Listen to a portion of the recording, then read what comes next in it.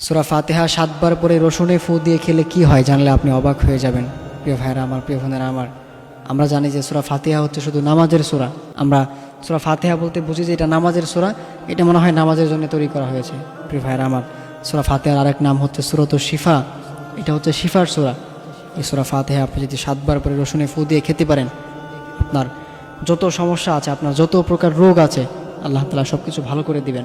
আপনার সকল রোগ আপনার দূর করে দিবেন। আল্লাহ তাআলা কোরআনে বলে দিয়েছেন, অনুনাজ্জিলু মিনাল কুরআনি মা হুয়া শিফাউ ওয়া রাহমাতুল লিল মুমিনিন ওয়া লা ইয়াজিদুয যালিমিনা ইল্লা খাসারা।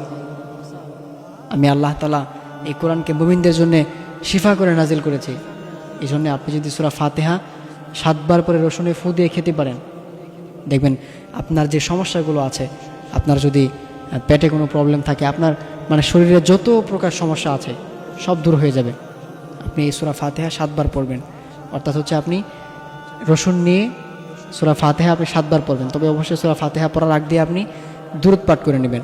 আপনি দুরূদ পাঠ করে এরপর আপনি সূরা ফাতিহা 7 বার পড়বেন। 7 বার পরে আপনি রসুনের মধ্যে ফু দিয়ে আপনি রসুনটা খেয়ে ফেলবেন। এটা যদি আপনি কন্টিনিউ